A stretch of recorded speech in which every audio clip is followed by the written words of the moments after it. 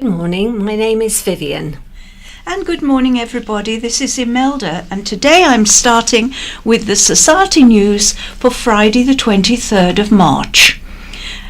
On Tuesday, the dolphins are swimming on the 27th of March in Ryde at Waterside Pool.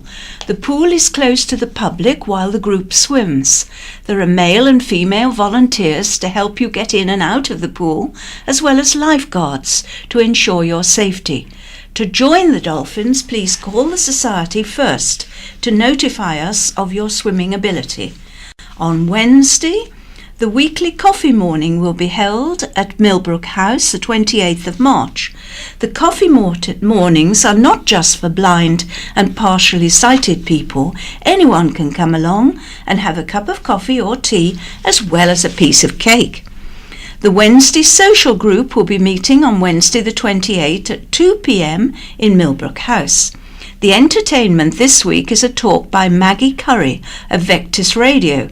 The group lasts approximately 45 minutes, which is then followed by tea or coffee and cake. On Thursday, the Thursday social group are meeting, 29th of March, at Millbrook House.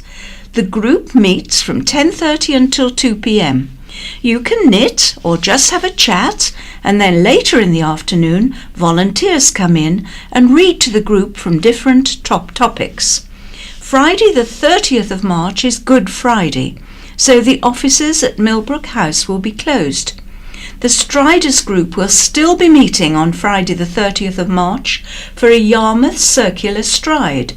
The group will meet at 10:10 at Simeon Monument for the number 7 bus, which departs at approximately 10:17 a.m, arriving at Yarmouth bus station at 10:50 a.m. For those who intend to join the group at the start point, please be there by 10:50 a.m. A table is booked for lunch at the King's Head in Key Road. The return buses leave at 25 and 55 minutes past the hour. Please note that the current timetable expires on the 24th of March, but is not expected to change. It will be a Sunday service. Any other news? The Isle of Wight Fellowship meeting will be held at the Bethany Evangelical Church in Union Street, Newport, on Saturday the 31st of March at 3 p.m. The speaker this month is Mr. Jeff Russell, who will be joined by his wife Joy, who will be singing. There will be hymns, a quiz, story reading, and a short Christian message, followed by tea.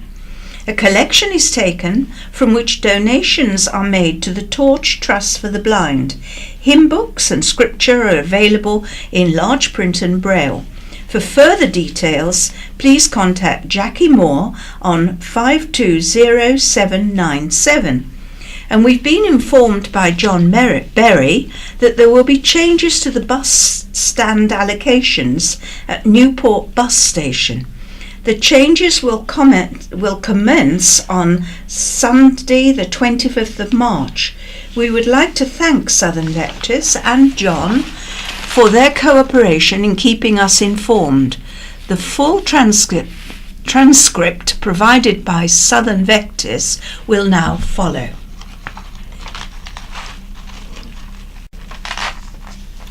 Changes to Newport bus station from the 25th of March.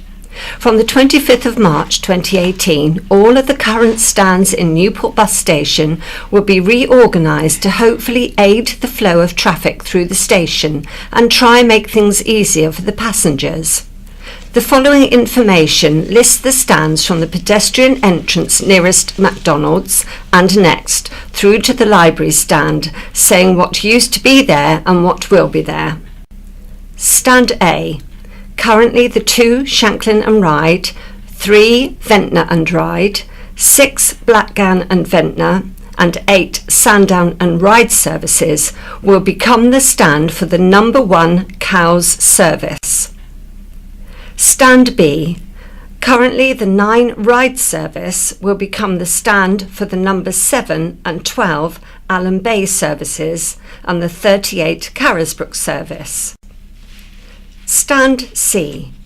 Currently, the 5 East Cowes, 7 Yarmouth and Allen Bay, and 38 Carisbrooke services will become the stand for the number 2, 3, 6, 8 and 39 services.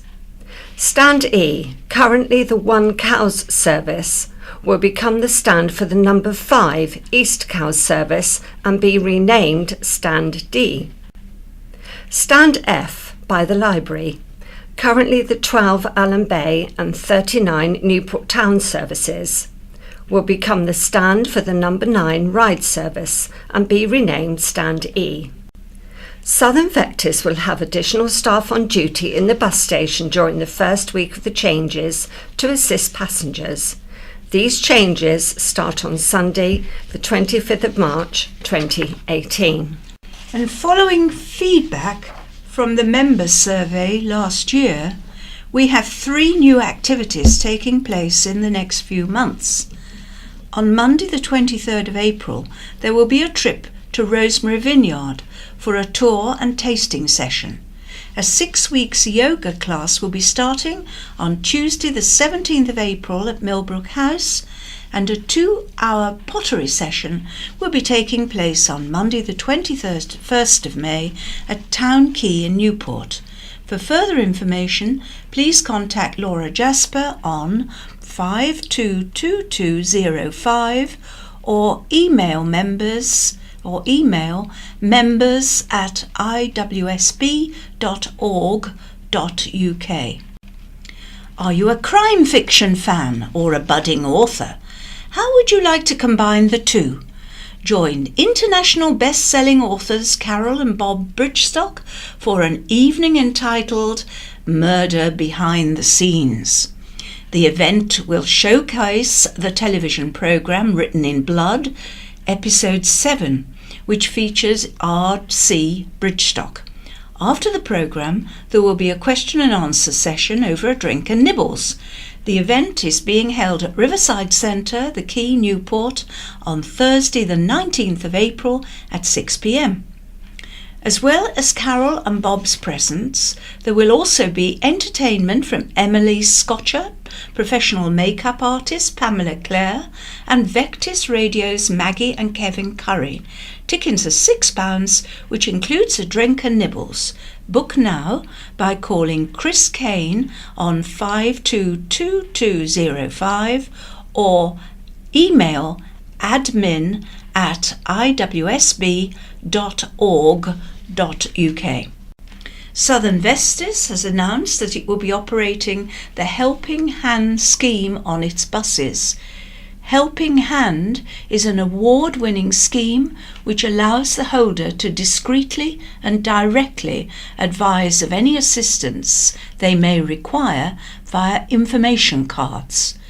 The card holds a brief written instruction for the driver that can be shown upon boarding the bus, such as "Please call out my stop" for buses without audio announcements. The driver is made aware of the customer's needs or requirements without the customer having to verbally communicate it. The service user-led scheme is now being used off the bus as well in taxis, shops and leisure establishments like the cinema.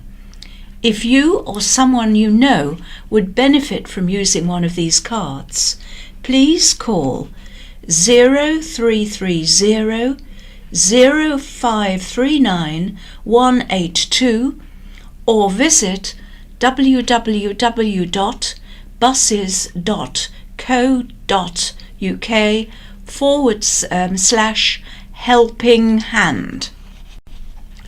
Local volunteers from the Guide Dog Society will be visiting a number of venues over the next few months, talking about the work of the charity and how you can be involved. They will be at Newport Library on the 24th of March, Cowes Library on the 21st of April, Sandown Library on the 23rd of June, Ryde Library on the 21st of July, and Ventnor Library on the 18th of August. All the library venue times will be 10:30 until 2:30 p.m. You can also find them at Riverfest on Newport Quay on the 19th of May, 11 a.m. until 3 p.m, and the Isle of Wight Community Club Open Day at Park Road in Cowes on August the 27th from 12 noon onwards. You are invited to join us for a quiz night on Friday the 4th of May at New Close Cricket Ground, Blackwater Road, Newport, in aid of Sight for Wight. The doors open at 7 p.m, with the quiz starting at 7:30 p.m. There will be prizes for the winning team, a raffle and a lucky dip. The bar will be open for refreshments and the price is £2 per person in teams of 4. Registration is required in advance by calling 527 957, leave a message if there's no answer, or email Tracy71 PETE, I should spell that Tracy, TRACY 71 PETE 57 at hotmail.co.uk.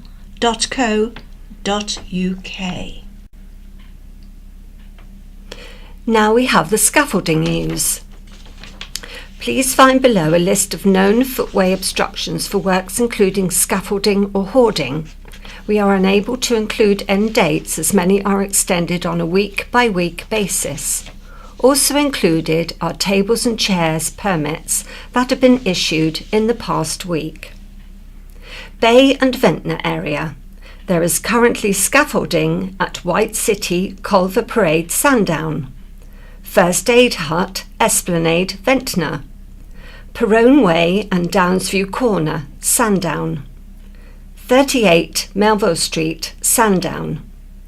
Shanklin Library, Victoria Avenue, Shanklin. New scaffolding is due up at Not Just Denham, 75 High Street, Sandown, from the 27th of March.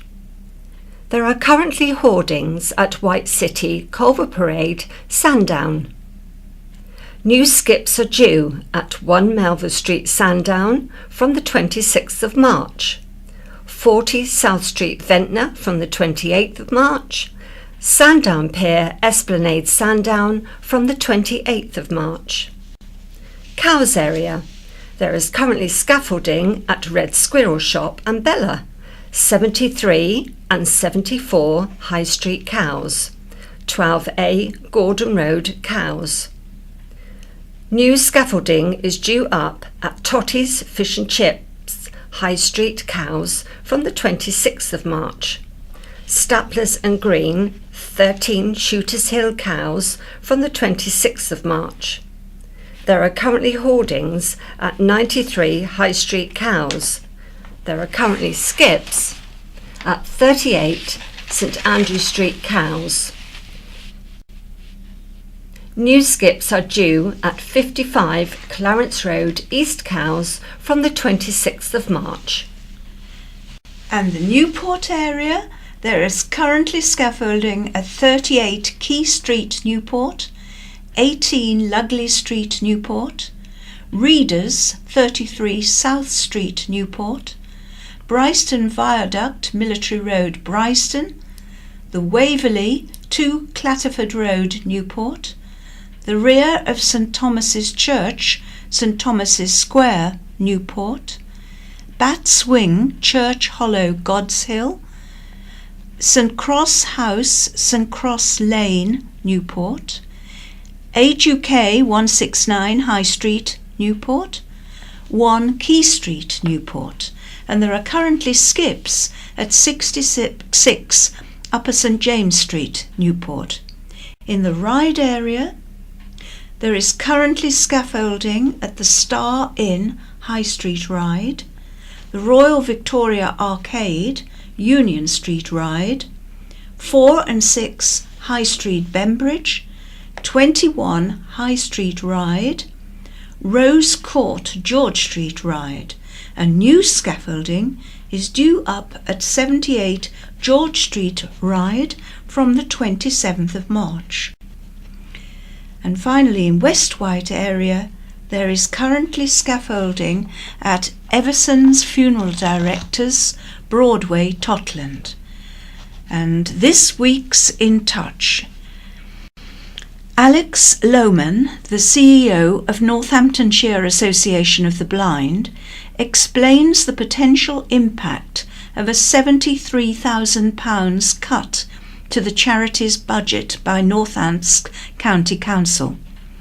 Tom Walker reported on the launch of the Canute electronic braille reader and talked to music students James and County Risdon about the potential help the reader would be with their musical studies. Despite on-the-day technical errors, which meant opportunities to read music using the Canute were limited, the students recognised the potential of the technology to greatly enhance their music reading. Tom Walker updated Peter, saying that Ed Rogers, the Canute's designer, explained that technical errors had prevented the device from working properly on the day of recording, but that these had now been fixed and the Canute is now fully functional. And the presenters are Peter Wight and the producer is Cheryl Gabriel. On the 23rd of March, the one headline is The Love Rat. Vulnerable women were targeted by heartless conman. A conman who betrayed the trust of vulnerable women to raid their bank accounts and steal from their families has been jailed for 2 years. Paul Crouch, 35, of Gordon Road, Cowes, engaged in relationships with women he met online, giving a false name and lying about being very rich, even downloading a fake banking app to show off his wealth. 2 women who had been ensnared by the fraudster came to his sentencing at the Isle of Wight Crown Court last Friday to deliver their victim impact statements in person. Crouch had pleaded guilty to 5 counts of fraud and 5 counts of theft. In March 2016, the first woman met Crouch online, and after starting a relationship, Crouch moved into her flat, giving his name as Paul Foster. Prosecutor Roderick Blaine told the court. He told her he worked for Xbox and was earning £80,000 a year and had just sold a house in Camden, none of which was true, Mr. Blaine said. While they were together, he told her his sister had died of an overdose and later that his father had died of a heart attack, neither of which was true. The pair moved into an address in Cowes, which Crouch said he had bought, but which was actually his parents' address. They were away on holiday. They then moved into the woman's parents' house in Ryde. In October that year, her parents went on holiday and on their return found that £8,000 worth of her mother's jewellery was missing. Police were suspicious of Crouch, and when they found his name was false, they arrested him. After the arrest, it was discovered Crouch had also taken £1,900 from the victim's bank account through cash withdrawals. He had also stolen a saxophone and clarinet from her and a soundbar from her father.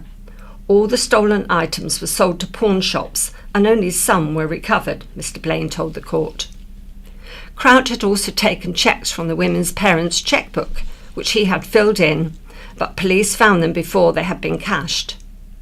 Giving her victim impact statement, the woman described Crouch as a sociopath and said the ordeal had severely affected her mental health, leaving her with post-traumatic stress disorder and requiring medication. Nothing I knew of the entire relationship, nor the man I was in love with, was true. The emotional toll this has taken on me is hard to explain in words. Going forward, I will always question whether my perception of reality can be trusted.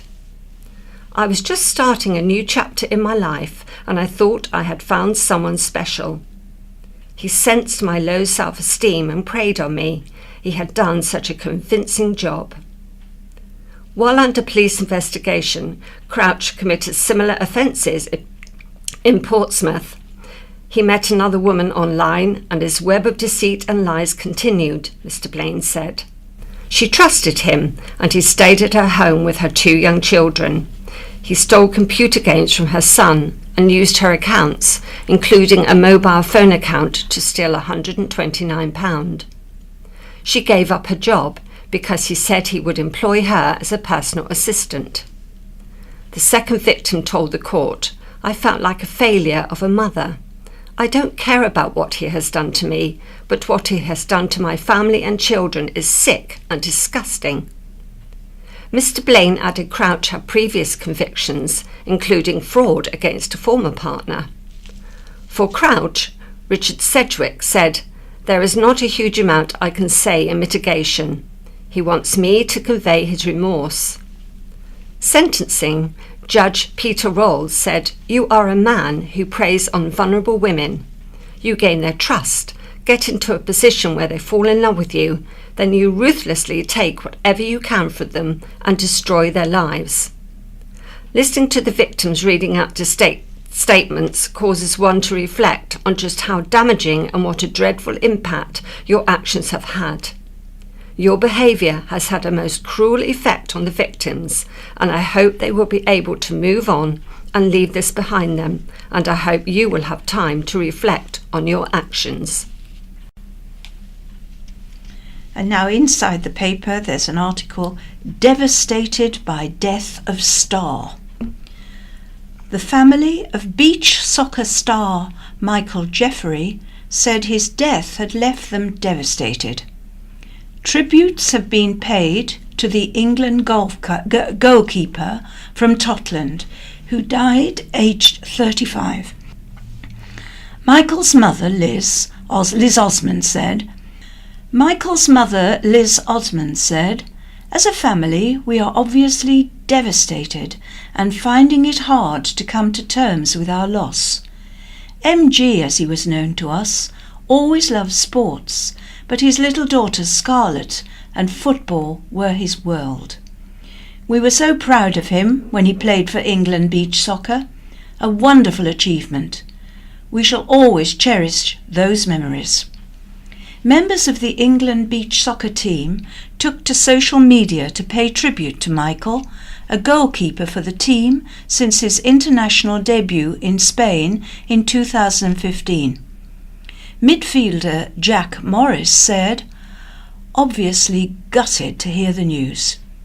Proud to call you a mate, and was a pleasure to play for our country together." Known to his teammates as Jaffu, Michael represented Portsmouth, who won the Dorset Cup in 2014. He was also part of the Pompey squad, which travelled to Ramsdonskvia in Holland for a tournament. Isle of Wight Beach Soccer said, "Sad news echoes through the beach soccer community with the sad loss of former England beach soccer keeper Michael John Jeffery. Our thoughts and prayers are with his family and friends. As a mark of respect, the Best Goalkeeper Award for the league will be renamed the Michael Jeffery Award. Michael, a former West Wight Middle School and Ryde School pupil, was a teacher at Carisbrooke High School before moving to Houndsdown School in Tottenham, Hampshire." A police spokesperson said, "Officers attended an address in Shirley, Southampton, following the discovery of a man's body. The death was not being treated as suspicious."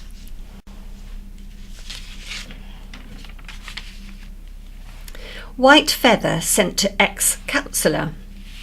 A white feather, for generations the symbol of cowardice, has been posted anonymously to a former Bembridge councillor. Police are investigating after Alexander Hopkinson Woolley received the feather last Thursday, days after he quit the parish council. He stepped down last Tuesday after an extraordinary meeting of the Finance and Assets Committee amid the increasingly acrimonious row over what should be done about council offices in the village high street. As previously reported, councillors have been embroiled in a bitter and protracted dispute about the future of its offices. Mr. Hopkinson Woolley said, "It has gone to the police. They were round within the hour after I reported it."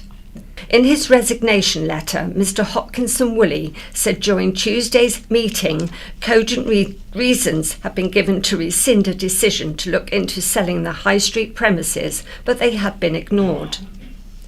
He said with the dissolution of the Finance and Staffing Advisory Group, the provision of well-argued financial advice was lost. As a result, a number of seriously flawed financial decisions have been made.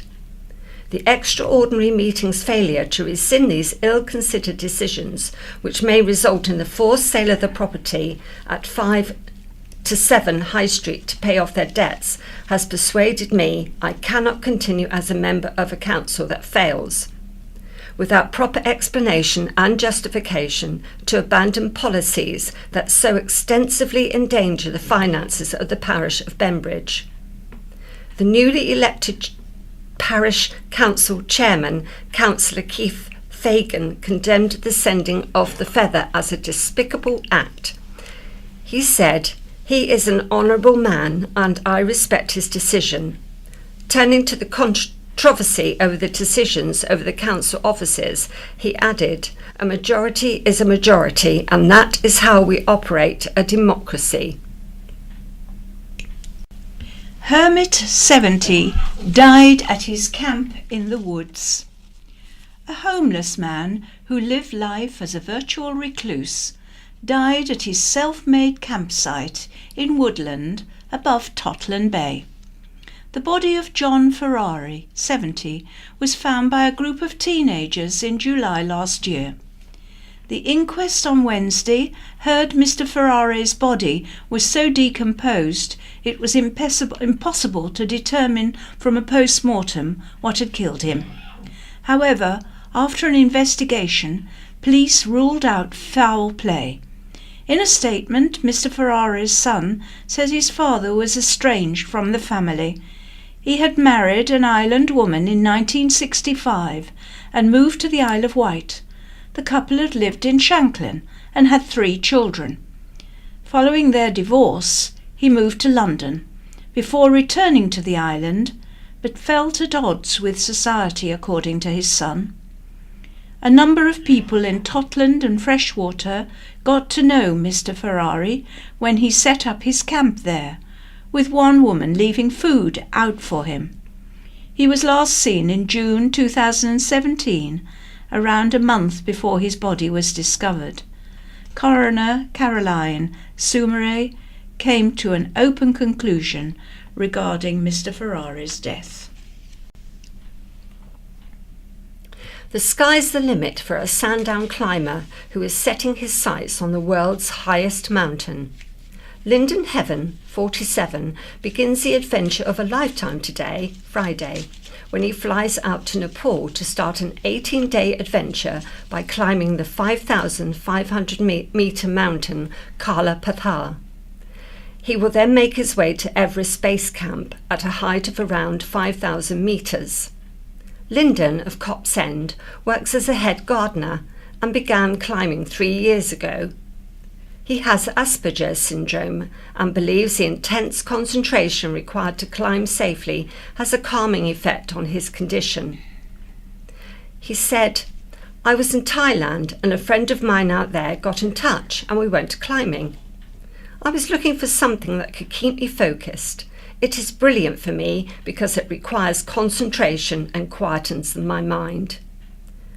During his climbs in Nepal, Lyndon will have to endure bone-chilling temperatures of up to 20 degrees centigrade below freezing. He is a member of a mainland climbing club, but will be undertaking his later adventure with strangers, courtesy of 360 Expeditions based in London. He said, "The challenge is going to be more mental than physical. It will be the isolation and having to deal with the fact you are in the middle of nowhere." Linden is raising funds for the RSPCA Isle of Wight branch to help with its upgrades and repairs to the Animal Rehoming Centre at Bohemia Corner, Godshill. His adventure can be followed on Facebook at www.facebook.com/Linden Heaven Everest. Donations can be made in any of the RSPCA shops across the island or online through https://twice mydonate.bt/fundraisers/Linden Heaven Everest. Staplers, Gurnard, chosen to pilot gigabit broadband. The first pilot areas to receive ultra-fast broadband services have been revealed by Wight Fibre, the company leading the 35 million project. The Cowes-based also announced several new key appointments as its Gigabit Island project to provide full fibre, future-proof broadband to more than 50,000 homes and businesses across the island gets underway. The project is set to create around 20 new permanent jobs and up to 120 temporary jobs during the build phase of the new network. Gurnard Pines and the Staplers area of Newport will be first places on the island to benefit from ultra-fast broadband services, with around 400 homes being connected to the network during April and May. The company said it was working with Island Roads to minimise any disruption to traffic in the area. The full rollout of the new Gigabit Island broadband network will start during the summer. Meanwhile, Simon Poole has joined the company as Operations Director, responsible for all customs operations including sales, customer service and field engineering. Steve Cooper, a construction industry veteran, born and raised on the island, joins as Director responsible for the build of the new network across the island. David Winfield, who formerly worked for EE&O2, joins as Programme Director for the construction programme. Richard Rice joins as Business Development Director, working with new property developments, private landlords and housing associations to ensure their properties can be included in the project. Wight Fibre's Chief Executive, John Irwin, said, "The Wight Fibre Gigabit Island project is a major undertaking which requires some very specialist knowledge of the latest civil engineering cable laying technology and of current fibre optic networking technologies, essential in order to truly future-proof our network. We have been really fortunate to find much of this knowledge and expertise right here on the island.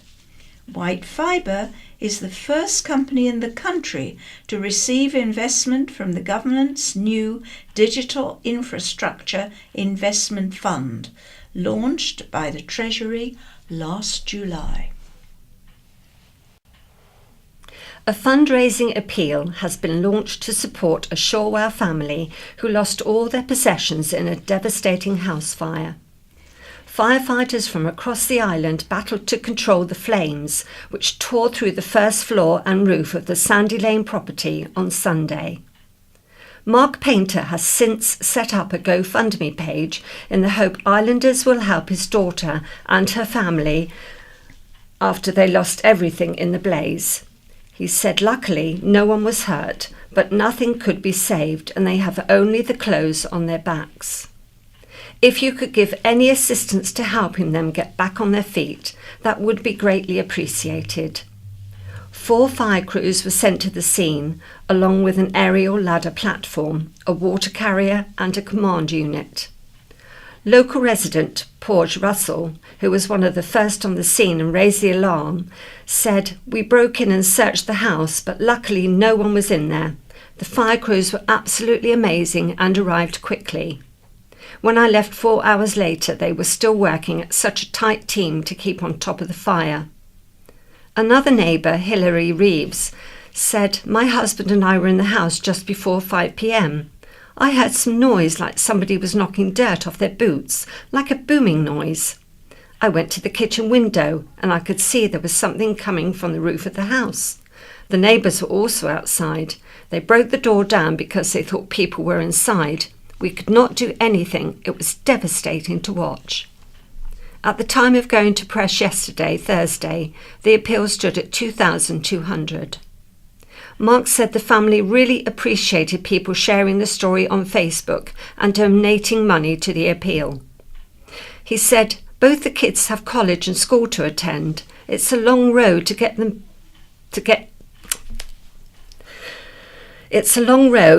getting back on their feet, but people have helped make it a little easier. Many thanks. To donate to the appeal, visit www.gofundme.com/5 add URC. Mother's Day rescued by supermarket. Kind-hearted staff at Morrison's in Newport rescued Mother's Day for a group of elderly ladies at Blackwater Mill residential home. Vanessa Brown, activities coordinator at the home, had organised 40 potted plants for the ladies from a supermarket, only to be let down at the last minute. She said, "When I went into the store on Thursday morning, they said they hadn't been able to complete my order and wouldn't be able to get the flowers in time." Vanessa said she then went to Morrison's in tears, and the staff bent over backwards to help make the day special for the ladies at the home. She said the manager let her buy 40 orchids at a greatly reduced price. Vanessa said, "They also baked me a fresh batch of scones to pick up on Sunday so the ladies could enjoy a cream tea in the afternoon. The ladies loved their flowers and thoroughly enjoyed the day." Mexican ferries to be built in East Cowes. Wight Shipyard is celebrating winning a contract with Mexico's largest ferry operator. Ultramar has ordered two 37M high-speed ferries from the East Cowes yard, the first British vessels to be built for Mexico in living memory. The order comes on the back of a hugely successful 2017 for the shipbuilder. At the end of last year, Red Funnel confirmed an order for a second 41-metre high-speed passenger ferry. It was followed soon after by Scotland's Jacobite Cruises placing an order for a 21-metre day cruise catamaran for Loch Ness. More recently, a contract was signed for a 39-metre high-speed craft for passengers services between Vienna and Bratislava. Wight Shipyard Chief Executive Peter Morton said, "This order for Ultramar really is very satisfying as it continues our move into international markets. Our reputation for high-quality ferries is spreading and we are delighted to be awarded the contract to build our largest ferries yet." Ultramar operates a fleet of ferries between Cancun, Isla Mujeres and Cozumel ports in the Quintana Roo Peninsula. Ultramar is also hosting the annual conference of ferry industry body Interferry to be held this year in Cancun in October. We are looking forward to joining them at this important event. The vessels are designed by naval architects Incat Crowther of Winchester and will provide accommodation for 459 passengers over 3 decks. The vessels will travel at speeds of 24 knots, each powered by 2 MTU 12-volt 4000 M63 marine diesels. Bus to serve tourist attraction. A new bus route will take visitors to Tapnell Farm. Southern Vectis will run a number 27 route from Newport and Yarmouth to the popular tourist destination throughout the 6-week holiday period. We have listened to feedback and worked in partnership with Tapnell Farm to develop this new travel option for our customers and hope to better accommodate those visiting and working at this hugely popular tourist attraction, said Southern Vectis General Manager Richard Tilsley. This new route provides people with the opportunity to relax and leave their cars at home, and that can only be a good thing for both tourism and the environment. Ollie Whitehurst of Tacknell Farm said, "We've listened to comments we've received from our visitors regarding the need for convenient and reliable buses to Tapnell, and are delighted Southern Vectis is able to provide these for our main summer season. We're looking forward to greeting our visitors as they arrive by bus from the 21st of July to September the 2nd. And you can find out more at www.islandbuses.info. Family friend imprisoned for 6 years for child sex offences. A trusted family friend who was convicted of 14 child sex offences has been jailed for 6 years and 4 months.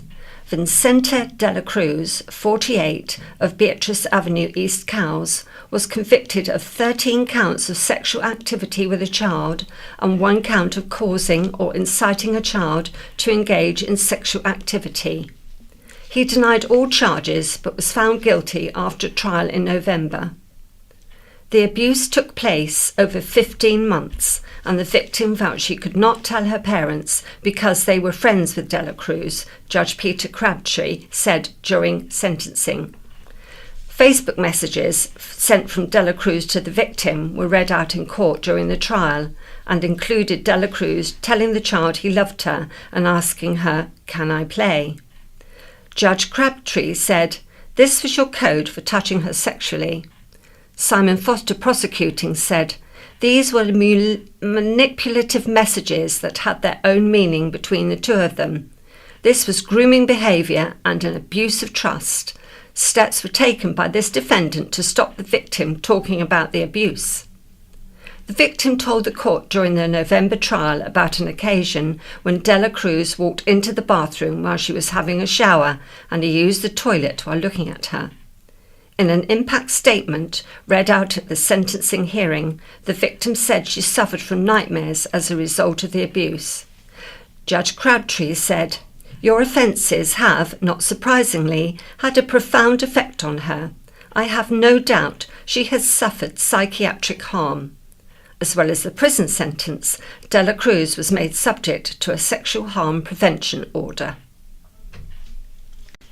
Marsh to become magnet for birders. Conservationists have launched a project to restore a neglected island beauty spot. Moreton Marsh, more than 10 hectares of wetland on the River Yar at Agiston, was acquired 2 years ago by the Hampshire and Isle of Wight Wildlife Trust. The Trust hopes to manage the site as a publicly accessible nature reserve with new paths and a viewing platform enabling visitors to enjoy the wild fowl and waders attracted to the site. It is working with island conservation organisation Down to the Coast and Green Gym volunteers to tackle 2 decades of neglect and restore the site as a functioning fen meadow. The work includes clearing riverside trees and scrub, renovating derelict drainage ditches and creating new ponds. Already the improvements are paying off, with snipe and jack snipe spotted on the site and the glossy ibis heard overhead. It is further hoped the enhancements will encourage local water vole populations to colonise the restored ditches. In the long term, the eastern 6 hectorates will be fenced to allow cattle grazing. Down to the coasts, Peter Fellows said, the acquisition of Moreton Marsh was the final piece of the jigsaw that secures an unbroken 8-kilometre stretch of the Eastern Yar from Langbridge to Bembridge Harbour in conservation management. And with that, I say goodbye from Imelda. Have a lovely weekend. Let's hope spring's come at last. And goodbye from Vivian. Have a lovely weekend. Hello, I'm Stephen. And I'm Jan. And we'll be reading the letters and features sections of the County Press this week, starting with a letter headlined Self-Destruct from Don Prescott of Ventnor. I see the Isle of Wight Council is still jealously guarding its reputation as one of, if not the most incompetent or corrupt, depending on which satirical magazine one reads, councils in Britain. Following on from its hugely successful financial involvement in ventures such as Cowes Enterprise College, Eco Island, Ryde Interchange and P-Tech Under the Ocean Turbines, to name but a few, it now plans to increase car parking charges in an economy that is almost totally dependent on tourism. How refreshing, therefore, to read Ventnor Town Council will not be raising car parking charges in the town. This is unsurprising, bearing in mind that prior to the coup d'etat by the infamous Four in 2009, the town precept was £56,000 in total, but now stands at £323,000, an increase of 476% in 9 years, thus maintaining its Parkinson's law attitude to local government, where not only does the work expand to fill the time available, but so does the budget and the number of people required to spend it. It's also consulting on plans to pedestrianise most of the High Street and all of the Esplanade, which would, if approved, compel visitors and residents alike to use the car parks and no doubt lead to an increase in parking charges upon completion. Neat, eh? It's as though the island is on a mission to self-destruct, driven by the very people elected to do the opposite. And has the penny dropped yet? Has the bridge penny dropped yet? From Simon Craddock of East Cowes Business Associations. As readers will be aware, the inadequate planning and procurement process relating to the replacement of the floating bridge has had huge consequences, not only on the former users of the bridge itself, but on the businesses both sides of the river. Earlier this month, an established business of more than 20 years was forced to announce its closure, with the blame lying solely on the Isle of Wight Council and the continued failures of the floating bridge. A point of note is the business Value for You also serves as the only tourist information point in one of the island's busiest strategic gateways with the mainland. The council appears to have failed to grasp the problems now lie not with the bridge itself, although there are still issues, but with the fact people no longer trust it. Habits have been broken and will take some time and some considerable efforts to restore. The council needs to be actively and positively encouraging use of the bridge without further delay, offering major incentives to use it, perhaps free travel for all pedestrians and vehicles for an extended period of time would be one way to achieve this. It needs to be the first choice. We need people to view the bridge as an opportunity to save time and not as the farcical fiasco it has become. The way this situation has been dealt with by the council has been incredibly poor. Answers and comfort were needed when things started to go wrong, not the fobbing off and simple dismissal more recently backed up by typically woolly political vagueness. Hidden behind, we can't talk about that because it is with our legal team. That has been afforded so far. I look to our council leader now with optimism and hope. The penny will finally drop and he will realise the health of our high street has been impacted, not by the global recession, not by a lack of effort on the part of shopkeepers, but simply by the continued dismissal of the very real problems this has caused, problems which have now cost East Cowes one of the most familiar businesses. And now a letter headline treated with contempt from Bob Blizzard of Sandown. Read the report of the Sandown Town meeting on March the 9th, when a vote of no confidence was passed in 6 members of the Town Council, from the County Press of the 16th of the 3rd. In the absence of any member of the Council's staff, I was tasked with taking the minutes and, on March the 12th, I forwarded a copy of the draft minutes to the Town Clerk with a polite message requesting they be sent to councillors, presented to a council meeting for consideration and presented to the annual town meeting for approval, which is a normal procedure in these circumstances. I received no acknowledgement, and on March the 16th I telephoned the council office to confirm safe receipt of the minutes. I was told the minutes had been received but would not be sent to councillors, would not be considered by the council and would not be presented to the annual town meeting for approval. I was further told it was up to me to send the minutes to councillors if I wanted them to have them. I am unaware as to whether this was a decision of the Town Clerk or whether she was acting with the involvement of the Mayor and other councillors. Either way, it represents a gross discourtesy to the people of Sandown who took the trouble to attend a public meeting on a rainy Friday evening. To then treat residents with contempt in this way is unforgivable.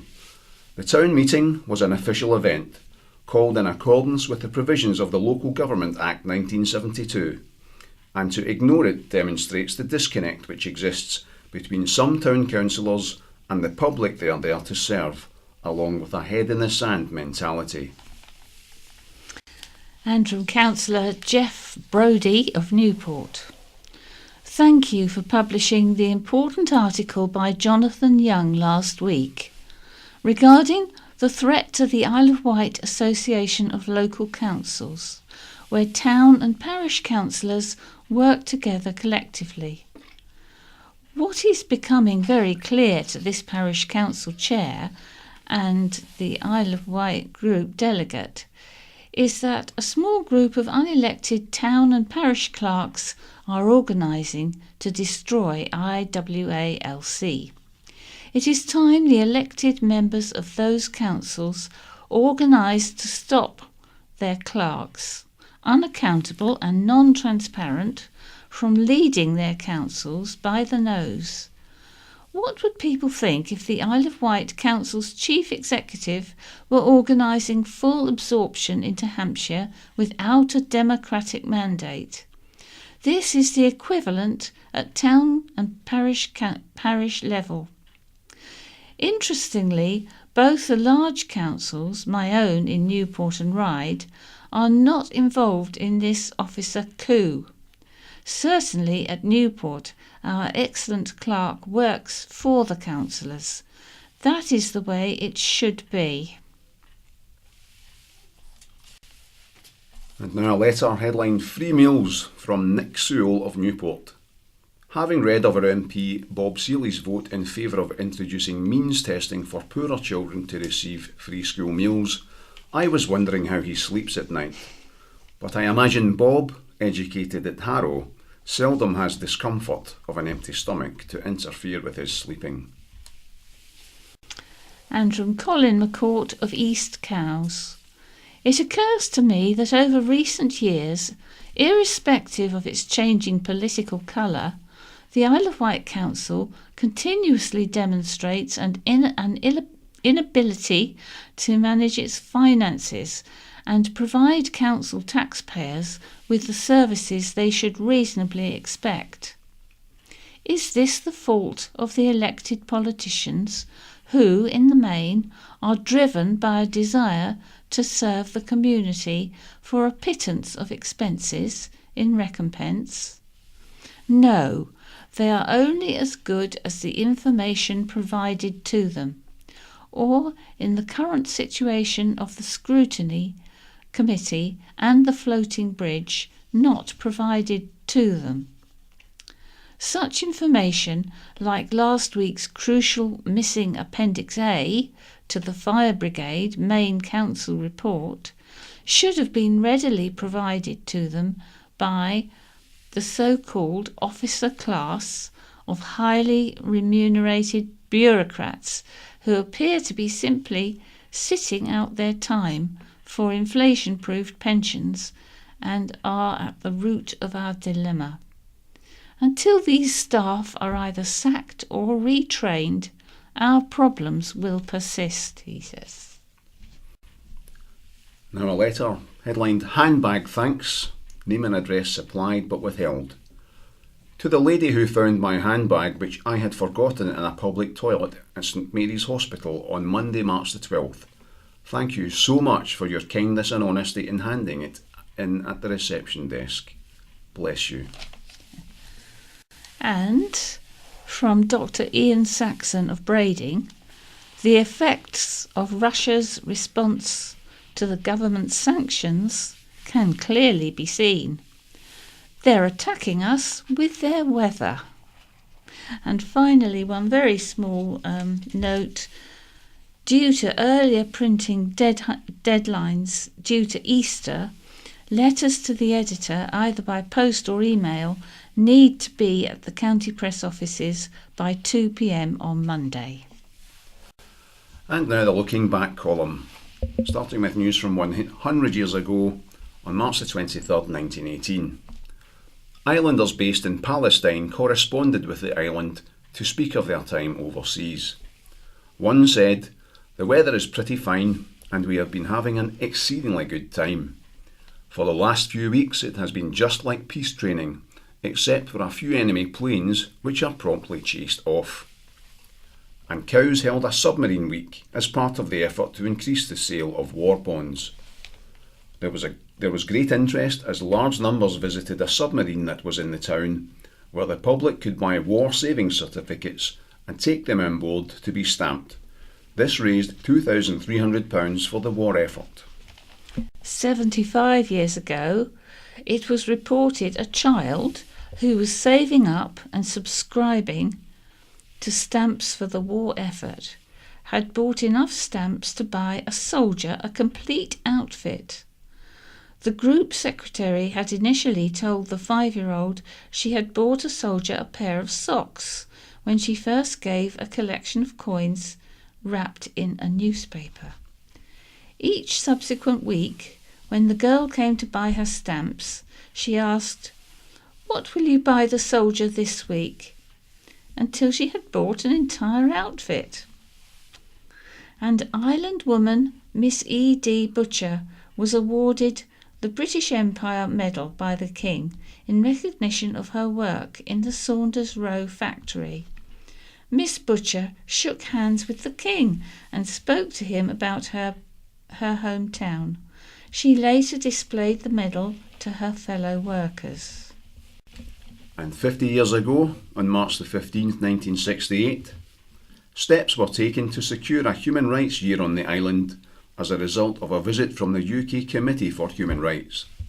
Representatives from Amnesty International, the County Federation of Women's Institutes and 8 other organisations were at the event, which resulted in the forming of a Human Rights Committee on the Isle of Wight. And Fabricated Metal Production Limited was nearing its completion of its first 29-foot steel workboat at its East Cowes factory. The craft was built and designed by the firm, formed by Mr. T. Benton and Mr. H. McCulley 8 years previously, who were hoping to break into the small steel boat market. It was set to sell in the £3,000 bracket and was intended for general purpose work. And 25 years ago, March the 19th, 1993, a fire burnt down the former Rex Cinema in Hamborough Road, Ventnor. The building was completely gutted in a blaze attended by half the firefighting force on the island. Owners of the tourist attraction, which had been due to reopen 4 weeks after the fire, said they were devastated. And the island's last surviving commercial corn mill, which dated back 200 years, closed due to a trebling of business rates. Owner of Duffets of Ryde High Street, Fred Ward, said, "I have to pay 1/5 of my turnover in rates, which I simply can't afford." And 10 years ago, on March the 21st, 2008, the island mourned the death of the celebrated Oscar-winning writer and director, Anthony Minghella. The family was inundated with tributes, including a telephone call from the Duchess of York. Anthony had been receiving treatment after contracting an infection while filming in Botswana. The Conservatives won the vote that passed a death sentence for island middle schools. A comfortable majority of 27 to 17 at the Isle of Wight Council meeting was in favour of a 2-tier structure. Council leader Councillor David Pugh said he was convinced a primary-secondary structure offered young people the best possible start in life and would channel vital government funding to invest in rebuilding and refurbishing schools. And also 10 years ago, around 50 members of Holy Cross Church and Binstead Methodist Church celebrated Palm Sunday in a procession through Binstead. There was then a joint service at Binstead Community Centre. Pictured the photograph there of various people taking part. And now the Wight Memories column by James Wilburn, headlined "Pooling Skills Made Dream a Reality." West Wight Sports Centre has become an integral part of the island's sports scene, and the story of its development is one of community spirit, triumph over adversity and sheer determination. In the early 1970s, a group of parents got together because they decided they needed somewhere to teach their children to swim. They hired pools at hotels and holiday camps, travelled over to the mainland and swam wherever they could, and before West Wight Swimming Pool was even built, there was a West Wight Swimming Club. Eventually, the swimming club decided it needed its own pool and took the giant leap of building one. It had no financial backing and set about digging a hole. After many jumbo sales, auctions and car boot sales, the club had a pool, which was opened by the Lord Mountbatten in 1978. Changing rooms were made of hardboard and were waterlogged within weeks of opening. Heating consisted of a couple of gas heaters in each changing room, and swimmers were seen huddled around them after training, drinking hot soup from flasks and trying to avoid the puddles and drips. The changing room's roof was finally completed in November 1978. After the pool was built, the club took on a range of legal responsibilities, and so West Wight Swimming Pool Trust was established and took on the ownership and management. In 1983, South Wight Borough Council assisted the Trust in completion of the pool and changing rooms. However, the Trust didn't stop there. Fundraising continued tirelessly under the banner of Splash, funding new equipment and activities. Next, the Trust decided it was time to build a learner pool. In October 1989, the Trust called a public meeting to discuss the expansion, and the first money was pledged there and then. 14 months and £60,000 later, the new pool opened, an incredible achievement for the community. Almost every organisation in the West Wight contributed in some way. After the learner pool was built, there was talk about building a sports hall. Many thought it would never happen, and those who did believe only had thoughts of a small hall built near the pools. So when Totland Parish Council joined forces with the Trust and put in an application for the National Lottery funding, the community was shocked and delighted to hear it had been granted £1.8 million to build a sports centre. The money was granted in December 1998, and in May 2000 the new centre and refurbished pools were open to the public. There was a sports hall, meeting room, creche, multi-purpose room, fitness room, hairdressing salon, cafe and licensed bar alongside the 2 pools. The Swimming Pool Trust changed its name to West Wight Sports Centre Trust. People involved with the trust have been given national recognition over the years. Shirley Miles was awarded a BEM and Trevor Collins was named Unsung Hero at the BBC Sports Personality of the Year Awards 2005. The club has produced many successful swimmers over the years, including Darren Mew, who won a Commonwealth Games medal in 1998 and went on to compete in the Sydney Olympics in 2000.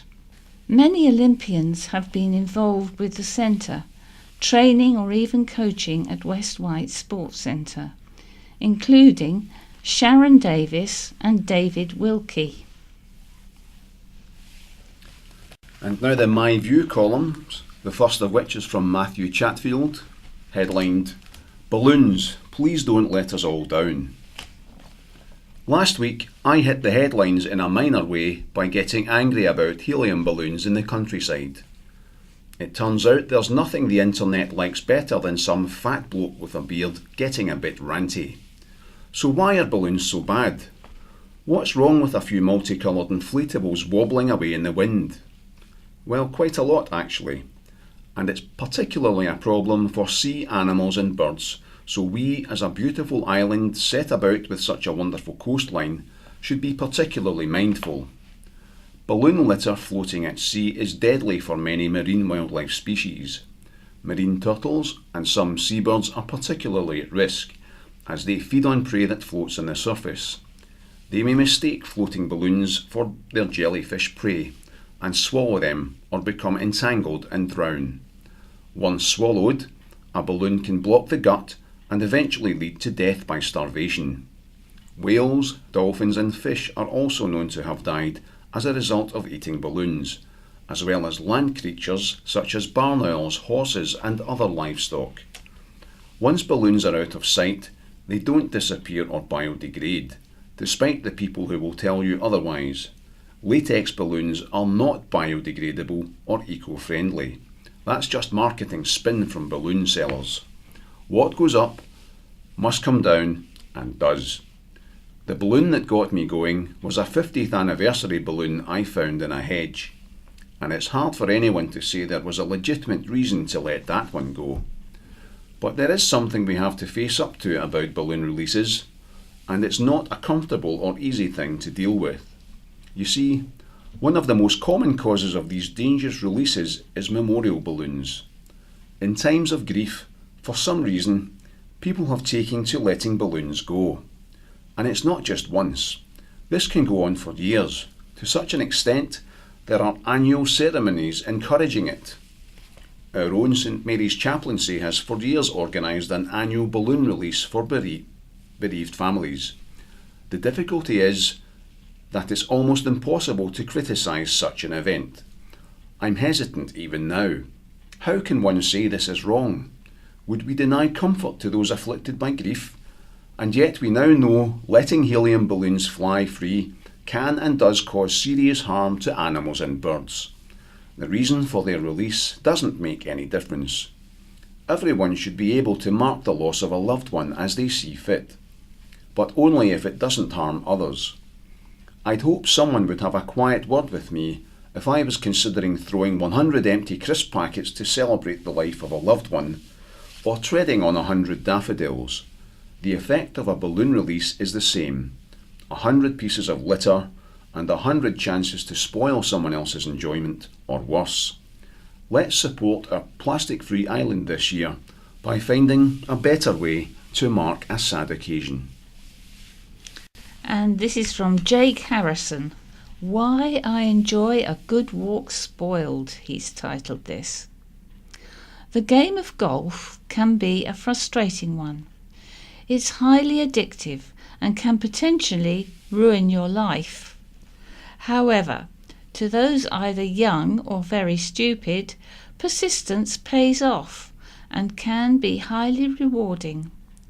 Luckily for us, the Isle of Wight is home to a few up-and-coming golfers who could maybe one day take the game by storm. They say golf is a good walk spoiled, and in my case that's probably true. I am most definitely the world's worst golfer. I can't drive, I can't chip, and please don't even get me started on my pathetic putting ability. I am also very miserable and nasty golfer. No jokes, no fun, no chit-chat about wives and work. Oh no, I take it very seriously, with many of my fellow golfing mates very unhappy with me by the fourth hole. Honestly, if I had a £1 coin for every 5-iron I've angrily snapped and furiously hurled into the bushes surrounding Osborne Golf Club, I'd probably have enough to afford therapy in Harley Street. When it comes to golf, my handicap has unfortunately nothing to do with my swing. So why is golf so addictive? Well, firstly, let me explain. Because I need to warn you before you go spending all of your money on Callaway drivers and fluorescent Nike polo shirts. Golf is an addiction, and it's not easy. In fact, in my opinion, it's a sport that can never be completely mastered. No two holes are the same. No bunker is fair, and no hazard is forgiving. Get your shot wrong and it can be a nightmare, where you hope for the tee to swallow you up.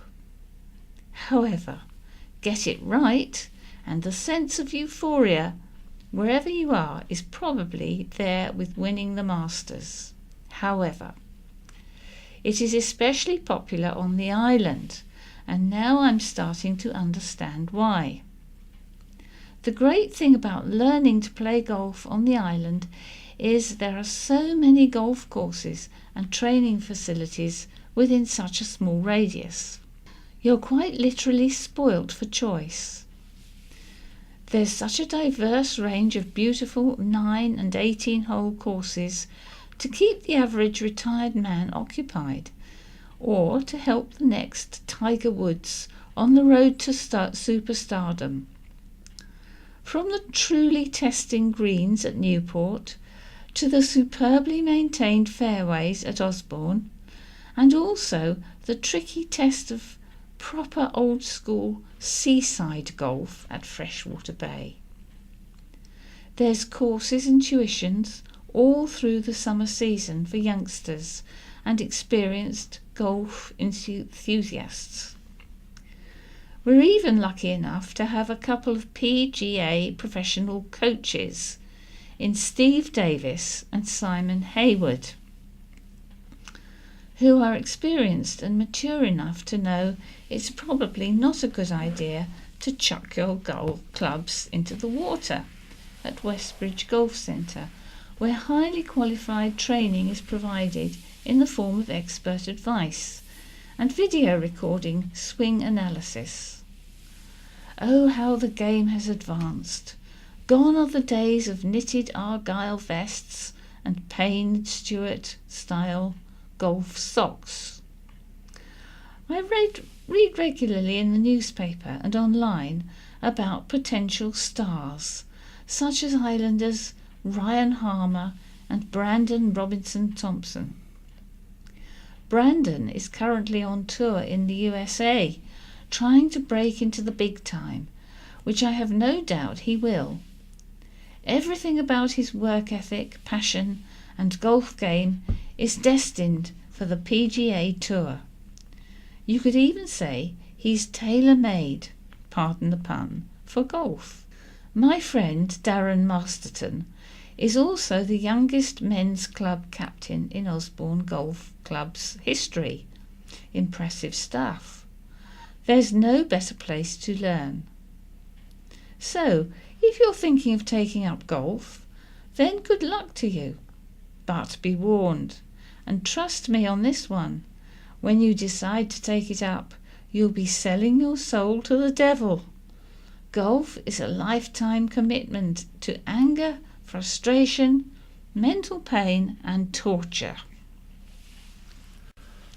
And now the Behind the News column by Laurie Little, which focuses on a new museum which will shine a spotlight on the Isle of Wight's rich aviation history. It's headlined, Exciting Venture Set for Takeoff. A new aviation museum is set to open this summer and will be free to enter. Based at the Isle of Wight Airport in Sandown, the Wight Aviation Museum has already attracted more than 30 volunteers. The museum has been made possible thanks to enthusiast Richard Hollyman of Freshwater, who lovingly built up an outstanding and unique collection of more than 500 individual exhibits and has donated his collection. This includes a Scottish Aviation / Beagle Bulldog 120G CCOA plane, as well as photographs and artefacts from the first aircraft to land on the island in 1910, piloted by Broadway actor Robert Lorraine, all the way through to the mid-1970s. The collection is illustrated with logbooks, manuals and educational pieces showing how wooden aircraft were constructed and how rotary engines work. It tells of the formation of dozens of small regional airlines located all over the country that eventually became British Airways. There's information on the Avro 504, the DH Rapide, the Vickers Viking, and Sir Alan Cobham's Flying Circus. Island-related paraphernalia includes timetables, tickets, route maps, first day covers from Spartan Airlines, the Railway Air Services, and Portsmouth, Southsea and Isle of Wight Aviation. Age UK Isle of Wight, through its Men in Sheds project, is building a shed at the museum, replicating Richard's workshop. John Kenyon of Wight Aviation Museum, a registered UK charity, said the team was proud to have acquired the collection for the benefit of the public. Visitors will be able to see this fantastic collection, unrivalled anywhere else in the country, housed in a unique shed inside the hangar, which will incorporate and mirror the original freshwater environment. They will be able to see, touch and read professionally made copies of the originals, and a DVD will tell the stories from each section of the museum, narrated by Richard himself, so visitors will be able to hear and see history in the making.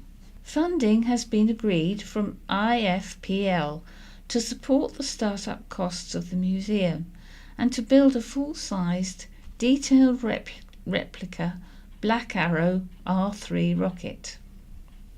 The rocket will be an island business community partnership project involving Aluminium Marine Consultants, Vestas, CECAMM, Biltmore Printers and GKN.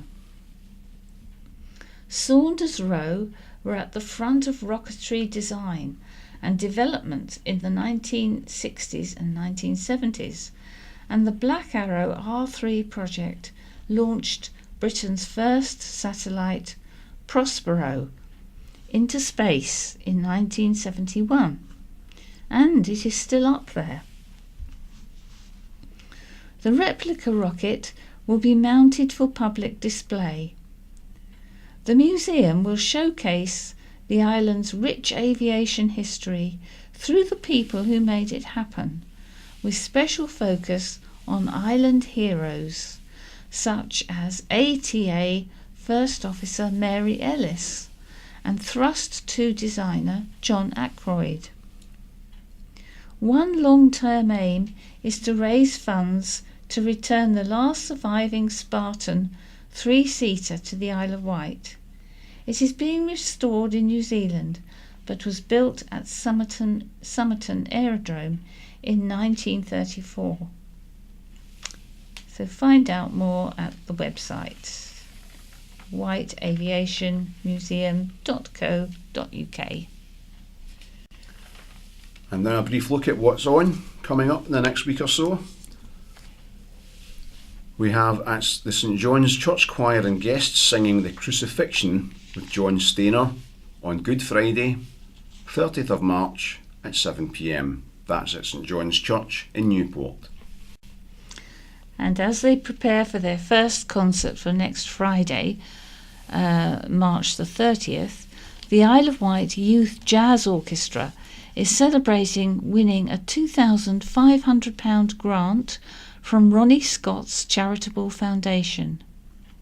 The 20-piece orchestra, which is performing at Key Arts, started in November 2017 under the guidance of Jim Thorne and Jez Gray. Jim and Jez, well-known island musicians, had identified the need for a jazz orchestra for musicians up to 25. The orchestra has 14 numbers already, from big band standards to modern jazz, Latin and funk. The orchestra will also appear at the Newport Jazz Weekend on June the 3rd with top saxophonist Derek Nash. Jim said, "The Ronnie Scott's grant is much needed because we have to pay for musical arrangements, venue hire and tuition. Private sponsorship and donations are gratefully received. The progress of all the musicians is amazing in just a few months, and we are all very excited about the future. For tickets, contact Key Arts on 822 490.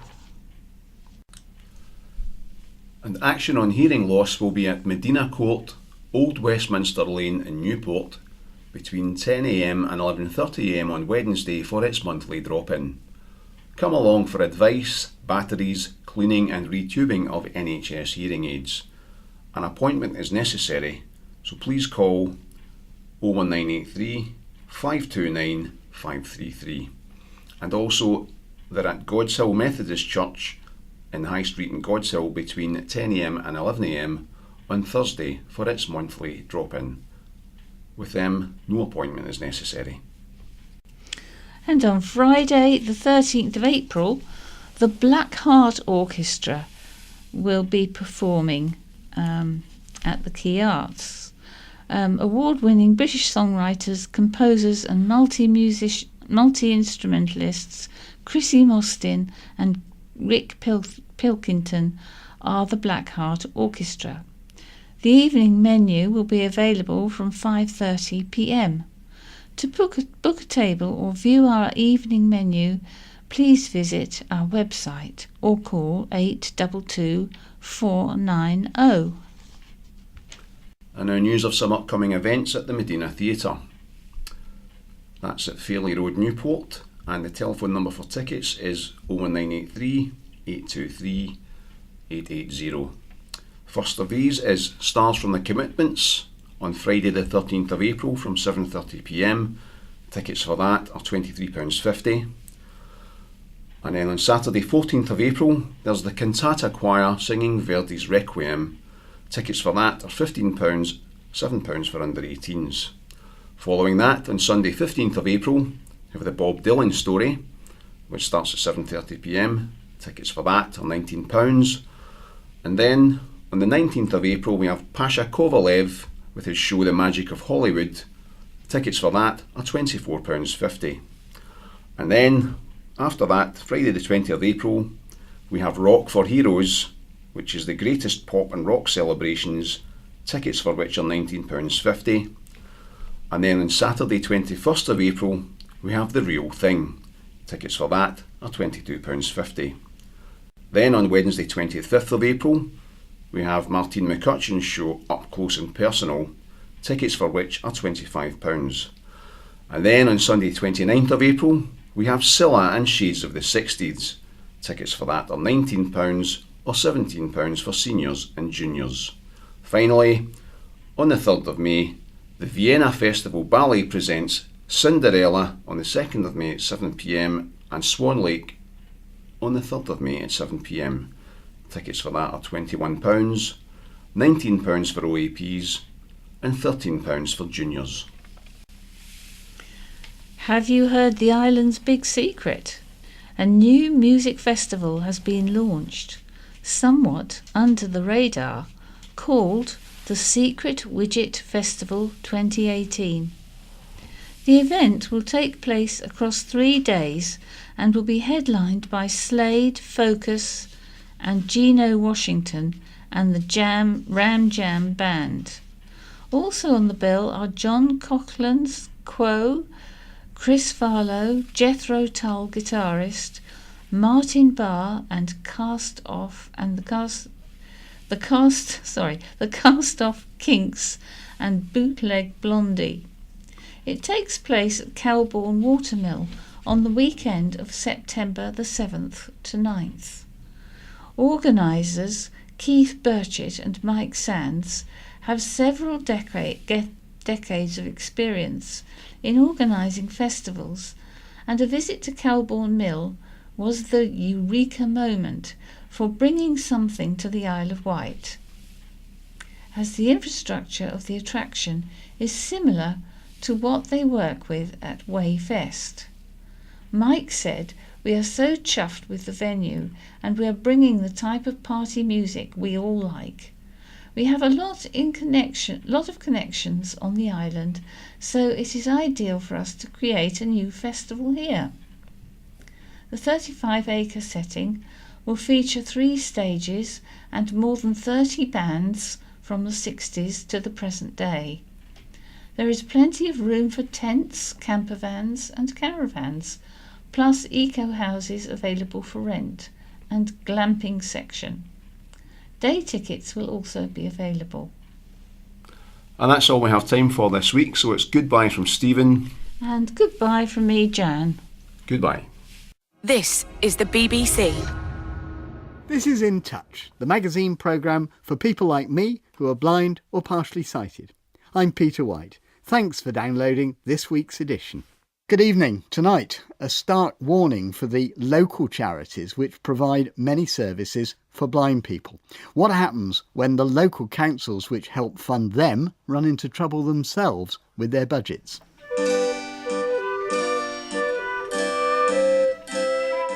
And the Braille machine, which could be good news for blind mathematicians and musicians when it works properly, that is.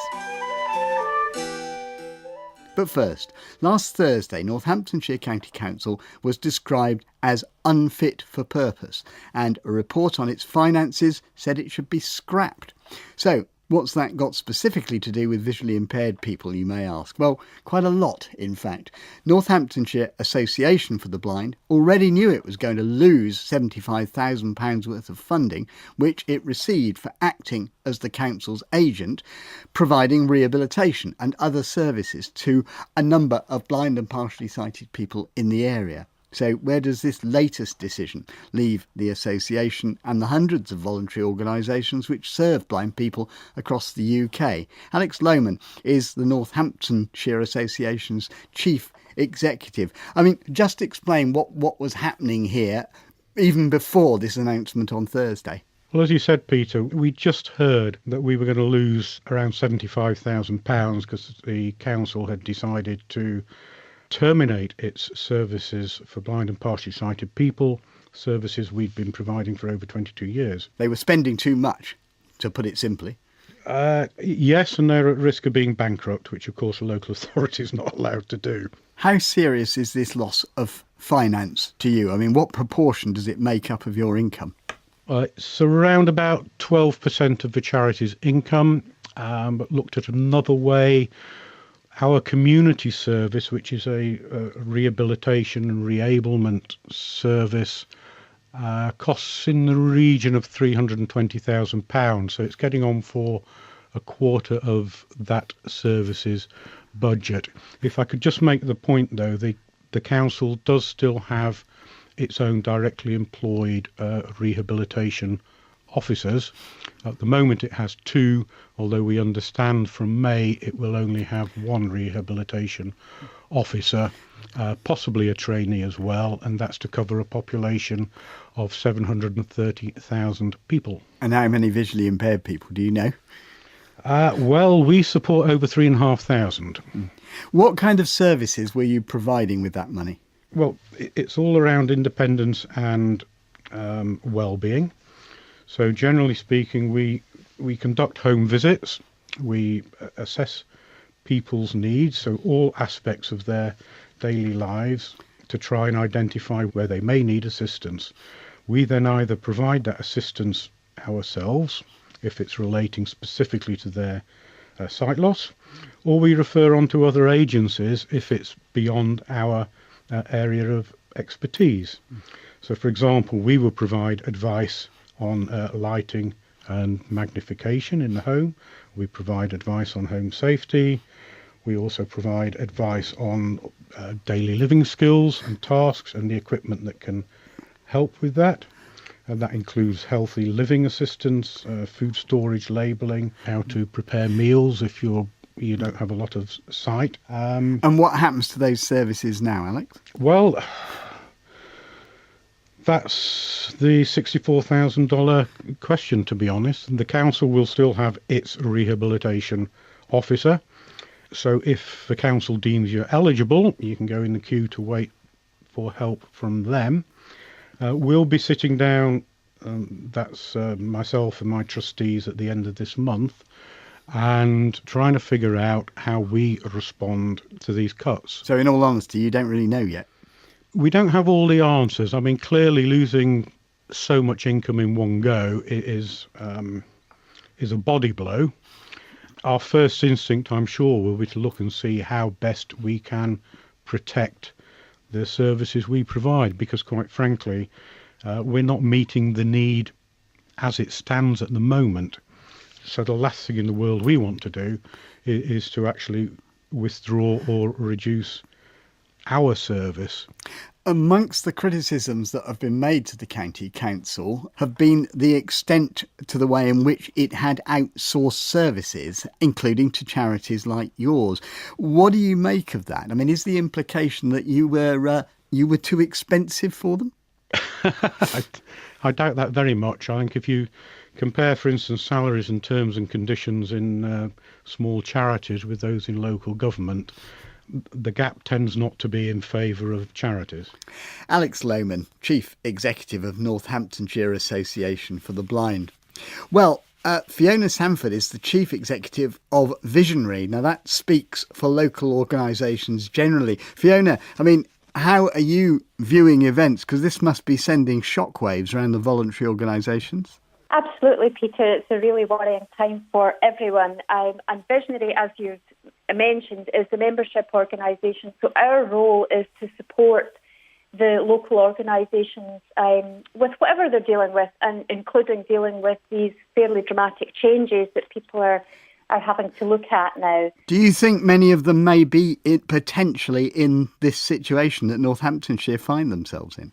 I think it is likely that a number of the Visionary members will find themselves in this situation, given the economic climate that everyone is in. But what I would say, that often these short-term cuts are being made without really full consideration as to the long-term impact on blind and partially sighted people. And quite often it's very small amounts of money that we're talking about here, which obviously forms part of a much bigger proposed cut.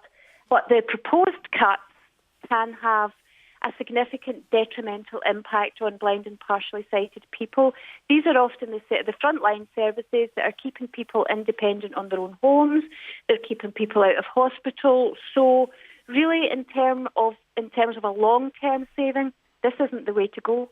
And what advice are you giving your organisations at this stage? The advice that Visionary would give is talk to Visionary, talk to us, because I think collectively, if we look at the position as it's developing, then working together, we can hopefully help and support each other to do something about it. Fiona Sanford, thank you very much indeed. We did ask the Department for Communities and Local Government for a comment. Quoting Secretary of State Sajid Javid, they said the independent report raised considerable concerns about financial management at Northamptonshire County Council. Sajid Javid said, "My priority is ensuring that local people receive the high quality of services they deserve. I'll be considering the report in detail before outlining the action I intend to take." We've also put in a number, of course, to Northamptonshire County Council. At the time of recording, they haven't yet got back to us with a statement. Now, never work with children or animals. That's the traditional advice for actors who don't want to be upstaged or humiliated. And it's got a parallel as well in our field. Never organise a public launch of technology designed to help blind people. Trust me, I've been to a few and the stuff never works. To be fair, it's often perfectly good science, just the application of Sod's Law on the day. Well, it happened again last Friday and our reporter Tom Walker was there for us. We're talking about a piece of Braille kit, a new piece of kit called Canute. Tom, just tell me a bit about it. Well, there was a problem with the Canute, which meant that the opportunities to have a go with it were limited. To be fair, it is in the early stages of development, so hopefully the next time we see it, it will be fully functioning. But it is designed to help people, isn't it, who don't simply need to read text in a straight line, but need to read a bit of music and maths notation. Yes, the developers say the Canute e-reader is designed to reverse the worldwide decline in Braille literacy and will be officially launched this summer. It's different from traditional Braille displays because it uses a unique electromechanical mechanism to display 9 lines of 40 characters, each on a page of 360 characters. And of course, that's a bit technical, especially if you don't know anything about Braille. But I suppose the real point is it enables you to look at a lot at a time, whereas the way Braille is done at the moment on these new digital machines is you get one refreshable line and you have to look at that and only that until you move on. That's right, Peter. It will mean blind musicians will be able to read more than one line of a music score at a time. So although the Canute wasn't actually working, some of the musicians did get to try it out. Yes, indeed, they did. One of them, a singer called Charlotte Hardwick, did a few bars of a German song. Well, this is movement 25 from the St Matthew Passion, Was mein Gott will. And to start with, I'll just read the first line of words and then I'll sing the line of music that goes with those words. So with the Canute, you've got the first line of words, Was mein Gott will, das she allzeit. And the notes to those words go, Was mein Gott will, das schick allzeit, sein Will, der ist der Beste. So you've got the line of words, then the line of music underneath those words. Can you imagine using the Canute actually while performing? Definitely, because now you can read more than one line at a time, whereas you can't do that on a single line Braille display. Did any of the other musicians have a go? Yes, they did, but they had to revert to reading the score in hard copy Braille. There were some fine musicians there too, including Kate Risdon and her brother James. James also had a try with it, but before he did, Ed Rogers from Bristol Braille Technology talked him through how the Canute works. You have a very simple library structure. One button in the middle, which gives you your menu options or returns you back to the book. It's currently loading the books. Then there is option down the side to select the library, in which it lists all the BOF files. And here you can just see it's just loaded up the last book, and I think this is taking us to the menu because we pressed the menu button. Yes.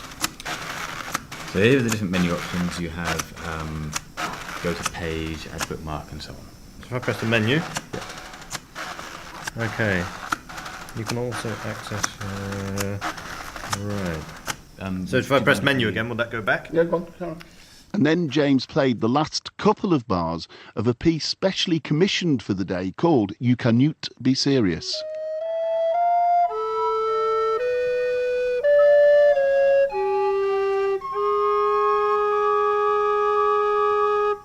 Round of applause. Well done, James.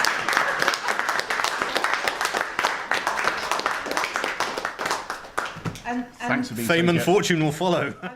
And after he'd used the Canute, I asked James and his sister Kate for their verdict. I think it's absolutely brilliant.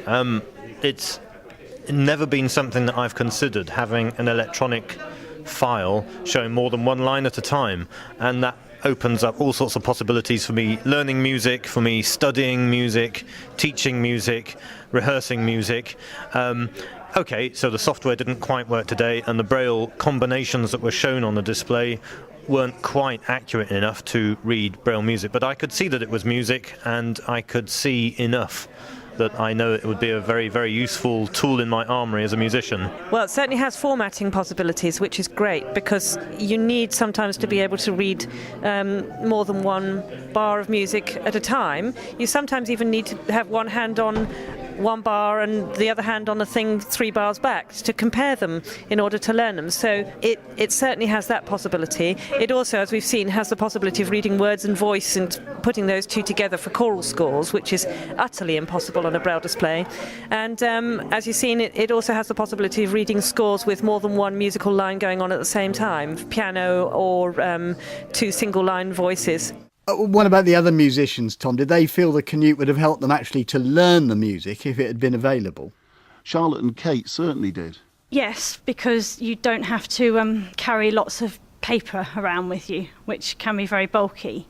And although this machine is still fairly heavy at the moment, I think in the long run it would be a much better machine to use. What it might have given me access to is a lot more music a lot quicker, and certainly electronic music files have revolutionised the speed at which you can get transcriptions done. And for me, working as a professional musician and now with new ensembles who want you to learn stuff at the drop of a hat, getting your music in a form you can read on any device is utterly crucial. So certainly it would have made a huge difference to the career choices I would have made at the time when I was embarking on my musical career. So I suppose we better bite the bullet, Tom. What was the problem with the Canute on the day? The developers say that there was a problem with the way in which the software was driving the hardware, and that they got it working, though, properly over the weekend. That's always the case, isn't it? It always works when people are not there actually watching. Yeah, there was some minor disappointment, but the musicians I spoke to appreciated the opportunity to see the Canute in prototype. I asked Ed Rogers from Bristol Braille Technology and Sally Zimmerman from the RNIB whether in hindsight the event should have been postponed because the Canute clearly wasn't ready to be exhibited. No, I was glad we came here on this day, and I'm glad we did it, and we learnt a lot from doing that. You can't just keep delaying things until you've got something perfect. I'm happy to show people our prototypes, even when a glitch occurs at the last minute. You can't cancel things at the last minute. This wasn't something we were expecting to happen. It wouldn't hardly have been fair to have cancelled it right at the last minute. I think today's been a very valuable event for the Canute developers themselves, because they have been able to see a large number in our terms of Braille music readers and their different approaches to using the device, albeit in its incomplete format. And James also felt the event had been useful and shouldn't have been postponed. Events like this take a lot of planning. A lot of people have to have them in the diary, don't they? And it's very difficult to move an event once it's sort of been penciled in. I think probably a lot of people here hadn't realised what Canute is, what it can do, and have the opportunity to have a sort of discussion about how we can use technology. Braille music is very often seen as a sort of 19th century invention and a rather old-fashioned pursuit, and I think seeing it here plugged in and seeing how technology can really enhance what we do and bring really practical solutions to us as musicians is great. So I really welcome the chance to have the conversation, and I think the developers welcome the chance to see what the glitches are, and I think if we come back in a year's time we could have another really useful conversation about how we're starting to use them and integrate Canutes into our working lives. James Risdon ending Tom Walker's report.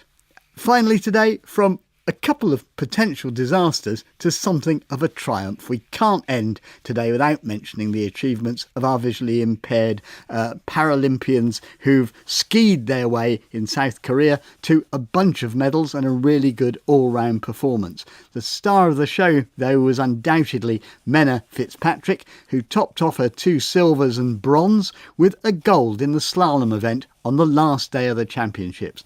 Her interviews got bubblier and bubblier as the week went on. Here she is on 5 Live shortly after her win with her guide Jennifer Kehoe. We were trying to keep it together on the podium because it was hugely emotional, obviously. Unbelievable winning a gold medal. It's beyond our wildest dreams. So I just said to her, now well-known phrase of butterflies, teacups, and we're like, yep, okay, this is actually hard. This is supposed to be easier than the race, but actually it's more nerve-wracking. Trying to fight back the tears and stay professional for that, just for that medal moment. And we're really hoping to have a couple of the skiers in the studio as guests next week. And that's it for today. You can call our action line on 0800 044 044 for 24 hours after the programme. You can email in touch at bbc.co.uk or go to our website if you can, where you can download tonight's and other editions of In Touch. From me, Peter Wight, producer Cheryl Gabriel and the team, goodbye.